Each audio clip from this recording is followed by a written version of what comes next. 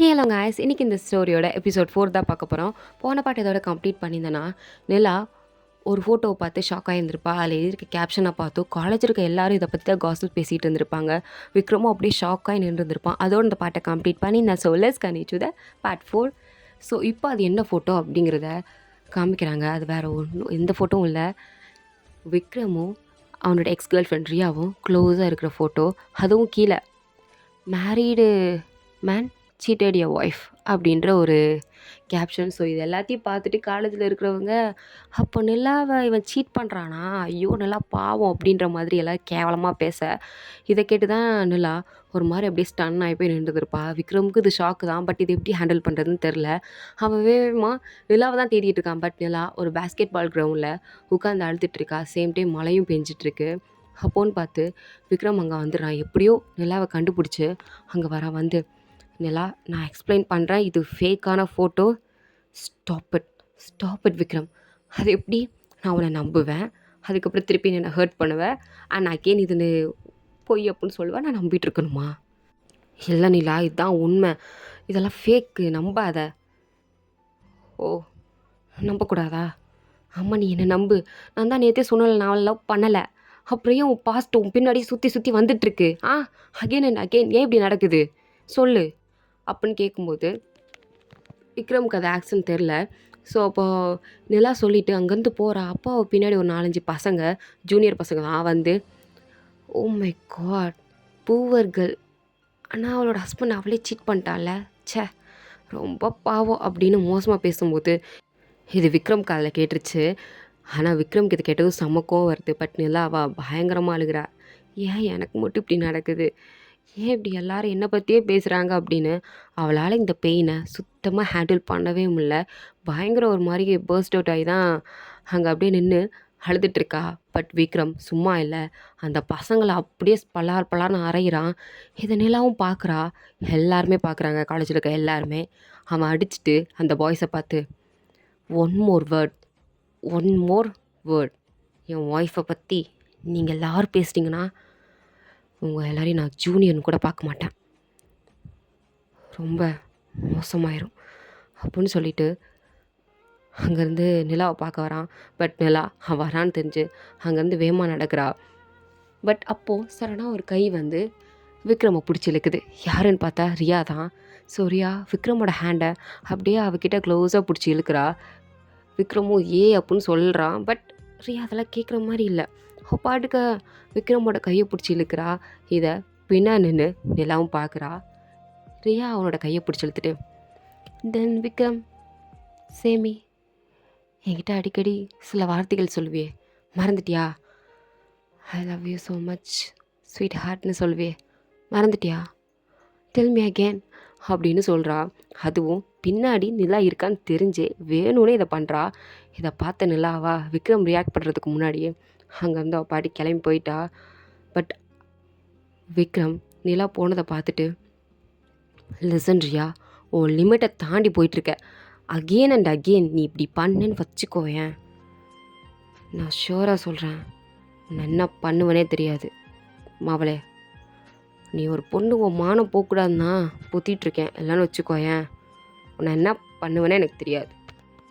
எதுவும் பண்ண மாட்டேன்னு மட்டும் நினைக்காதரியா, ஐ டூ எனிதிங் ஓகே அப்படின்னு சொல்லிவிட்டு அவளை மிரட்டிட்டு அங்கேருந்து போயிட்டான். அப்படியே நைட் ஆகிடுச்சு. நல்லா அப்படியே டெரஸில் உட்காந்துருக்கா. அவளோட ட்ரெஸ்ஸெல்லாம் இன்னும் மாற்றவே இல்லை, இன்னும் அந்த ஈர துணியை போட்டுட்டு தான் அவள் பாட்டுக்கு உட்காந்துருக்கா. She feel very sad and very கடுப்பாக இருக்குது. ஸோ அந்த மாதிரி தான் உட்காந்துருக்கா. அப்போது விக்ரம் வந்து ஜாக்கெட் எடுத்து நிலா மேலே போடுறான். நிலா திரும்பி பார்க்குறா. ரொம்ப காற்றடிக்குது, அதுவும் ஈர ட்ரெஸ் வேறு போட்டிருக்க, உனக்கு கோல்டு வந்துட போகுது, நீ ஏன் என்கிட்ட இப்படி நைஸாக நடந்துக்கிற? ஏன்னா இன்றைக்கி நீ ரொம்ப ஹர்ட் ஆகிட்ட, ரொம்ப அழுதுட்ட, உன் கண்ணெல்லாம் வீங்கி போயிடுச்சு. ஸோ அதான் உங்ககிட்ட இப்படி நடந்துக்கிறேன், இது ஒன்று தான் ரீசனா அப்படின்ற மாதிரி நல்லா பார்க்குறா. அப்போது சடனாக ஒரு பயங்கரமான சத்தம். என்னென்னு பார்த்தா பக்கத்து வீட்டில் ஏதோ ஃபங்க்ஷன் போல். ஸோ அங்கே பசங்களாம் பட்டாசு வெடிச்சிட்ருக்காங்க. ஆனால் நிலாவுக்கு பட்டாசு சத்தம்னா ரொம்ப பயம். அவங்க வெடிச்சிட்ருக்க சத்தத்தை கேட்டதும் அப்படியே போய் விக்ரம் ஹக் பண்ணிக்கிட்டா. பண்ணி பயங்கரமா அழுகுறா. ஸோ விக்ரமும் அப்படியே ஷாக் ஆகி நிற்கிறாரு. பிகாஸ் நிலா இப்படி பயப்படுவா அப்படிங்கிறது அவர் கொஞ்சம் கூட எக்ஸ்பெக்ட் பண்ணியிருந்திருக்க மாட்டார்.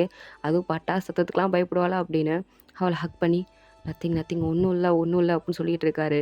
ஆனால் நிலாவா இங்கே பாரு இங்கே பாரு ரொம்ப ரொம்ப சத்தம் வருது, எனக்கு பயமாக இருக்குது, என்னை தூக்கிட்டு போ என்னை தூக்கிட்டு போ அப்படின்றா. இதை கேட்டதும் விக்ரமுக்கு பயங்கர ஷாக்கிங். நிலாவா இப்படிலாம் சொல்கிறா அப்படின்னு ஒரு மாதிரி ஷாக்கோடு தான் பார்த்துட்ருக்காரு. பட் அந்த பசங்க போடுற அந்த கிராக்கர்ஸ் இவங்க மாடியில் தான் வந்து வெடிக்குது.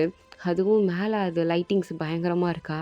விக்ரம் அந்த அதெல்லாம் பார்த்துட்டு இது பார்க்குறதுக்கு ரொம்ப அழகாக இருக்கு நிலா, கொஞ்சம் நிமிர்ந்து தான் பாரேன், உனக்கு பயம் இருக்காது. வேணாம் வேணாம், நீ என்னை தூக்கிட்டு போ, எனக்கு பயமாக இருக்குது, நான் தான் சொல்கிறேன்ல. நீ கண்ணை திறந்து ஒரு செகண்ட் பாரேன், நான் தான் இருக்கேன்ல, உன்னை அப்படி விட்டுட்டு போயிட மாட்டேன்.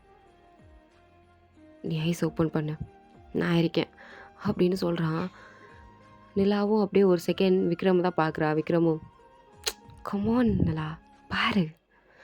அப்போ நிலாவும் விக்ரமோட ஷர்ட்டை அப்படியே டைட்டாக பிடிச்சிட்ருக்கா. இன்னுமே அவள் விக்ரமை ஹக் பண்ண போஸ்லேருந்து வரல, அவரை விடக்கூட மாட்டேங்கிறா. அப்படியே நிமிர்ந்து பார்க்குறா. அதெல்லாம் பயங்கரமாக வெடிக்குதா. அதெல்லாம் பார்த்து லைட்டாக ஸ்மைல் பண்ணுறா. அப்போ விக்ரமும் கீழே குனிஞ்சு நல்லா இருக்குல்ல, நல்லா இருக்குது அப்படின்னு சொல்கிறா. அப்போது அந்த மேலே வெடிக்கிற அந்த வெளிச்சத்துக்கு நிலாவோட ஃபேஸ் பயங்கர ப்ரைட்டாக தெரியுது. விக்ரம் அந்த வெடியை பார்க்காம நிலாவை தான் பார்த்துட்ருக்காரு. அப்போ நிலாவும் சத்தியமாக சொல்கிறேன், பார்க்க முடியல, பயமாக இருக்குது, தூக்கிட்டு போயிரு அப்படின்னு சொல்லி கண்ணை மூடிக்கிட்டா. விக்ரமும் சிரிச்சுட்டே அப்படியே நிலாவை தூக்கிட்டு பெட்டில் வந்து போடுறாரு. நிலாவும் அப்படியே பெட்ஷீட்டை போற்றி படுத்துட்டா. அப்போ தான் விக்ரமுக்கு ஞாபகம் வருது ஒரு விஷயம். ஸோ அங்கேருந்து ஜாக்கெட் எடுத்து போட்டுட்டு வேகமாக ஒரு பிளேஸுக்கு கிளம்பி போகிறாரு. எங்கே போகிறாருனா அவரோட கசின் சிஸ்டர் வீட்டுக்கு தான் போகிறாரு. அவளோட ரூமுக்கு போய் என்ட்ரான உடனே அங்கே ஒரு ஃபோட்டோ, எடிட்டிங் ஃபோட்டோ தான் அந்த லேப்டாப்பில் இருக்குது. என்னென்னா இன்றைக்கி காலையில் காலேஜ் ஃபுல்லாக ட்ரெண்ட் ஆகிருக்குமே விக்ரமோட அந்த ரியா இருந்த மாதிரி ஃபோட்டோ. ஸோ அந்த ஃபோட்டோ ஆக்சுவலி எடிட் பண்ணி கொடுத்ததே இந்த கசின் சிஸ்டர் தான். அதை விக்ரம் எப்படியோ கண்டுபிடிச்சிட்டான். அது எல்லாத்தையும் சுற்றி முற்றி பார்த்து வேறு என்ன இருக்குது அப்படின்னு சர்ச் பண்ணி பார்த்துட்டு இருக்கும்போதே அந்த கசின் சிஸ்டர் ரூம்குள்ளே என்ட்ரி ஆகிறா. ரூம்குள்ளே வந்ததும் யாரோ இருக்காங்கன்னு தெரிஞ்சுட்டு, யார் நீங்கள், ஏன் ரூமில் என்ன தேடிட்டு இருக்கீங்க அப்படின்னு கேட்குறா. அப்போ ஸ்லோ மோஷனில் விக்ரம் திரும்பி பார்க்குறான். விக்ரமை பார்த்ததும் அப்படியே ஸ்டன்னாகி நிற்கிறா. ஸோ இந்த இடத்துல இதுக்கு என்ன நடந்தது, அதாவது இதுக்கடுத்து என்ன நடந்தது அப்படிங்கிறத நம்ம அடுத்த எபிசோடில் பார்க்கலாம். கொஞ்சம் கொஞ்சமாக தான் பார்க்க முடியும். ஸோ இது சஸ்பென்ஸ். ஸோ அப்படியே கட் ஆயிடுச்சு. அப்போ விக்ரம் இந்த சீனை முடிச்சுட்டு வீட்டுக்கு வரும்போது வீட்டில் நிலாவுக்கு வந்து லைட்டாக ஃபீவர் இருக்கிற மாதிரி இருக்குது. ஏன்னா அவள் முணங்கிட்டே இருக்கா. அப்போ தான் பெட்ஷீட் எடுத்து பார்க்குறாரு. அவள் இன்னுமே அந்த ஈர ட்ரெஸ்ஸை சேஞ்ச் பண்ணவே இல்லை. ஐயோ சேஞ்ச் பண்ணவே இல்லையா அப்படின்னு பெட்ஷீட் அவள் மேலே போட்ட மாதிரியே இவர் கண்ணை மூடிட்டே நிலாவோட ட்ரெஸ் எல்லாம் அப்படியே சேஞ்ச் பண்ணி விட்றாரு. அதுக்கப்புறம் அவளோட முடியெல்லாம் ரொம்ப ஈரமாக இருந்திருக்கும். ஹேர் ட்ரையரை எடுத்து அதெல்லாம் ட்ரை பண்ணி விட்டு டவலை எடுத்து தொடச்சிட்டு அவளை படுக்க வைக்கிறாரு. அவளுக்கு டேப்லெட்ஸ்லாம் அவள் அரை தூக்கத்தில் தான் இருக்கா. அவளால் எந்திக்க முடியல. Because he feel pain. So விக்ரமே அவளுக்கு தேவையான டேப்லெட்ஸ் எல்லாத்தையும் போட்டு விட்றாரு. அவளும் அதை குடிச்சிட்டு ஹீட் வாட்டர்லாம் குடிச்சிட்டு அப்படியே படுத்துட்டா. அவளோட கை கால்லாம் பயங்கர பெயினாக இருக்கும், அதுவும் ஃபீவர் டைமில் அப்படின்னு அவரே கை கால்லாம் அம்மிக்கெல்லாம் விட்டு அவளை பத்திரமா அப்படியே பார்த்துக்கிறாரு. ஸோ மறுநாள் காலையில் நிலா கண் முழிக்கிறா. அவளுக்கு நல்லா தெரியுது அவளோட ட்ரெஸ்ஸஸ்லாம் சேஞ்ச் ஆகிருக்கிறதும் விக்ரமை பார்த்து, விக்ரம் வாட், என் ட்ரெஸ்ஸை நீயா சேஞ்ச் பண்ணி விட்ட? ஆமாம் நான் தான். வாட்? அப்போது ரிலாக்ஸ், உன் மேலே பெட்ஷீட்டை போட்டு தான் எல்லாத்தையும் சேஞ்ச் பண்ணேன், நான் ஒன்றும் பார்க்கல, ஓகேவா?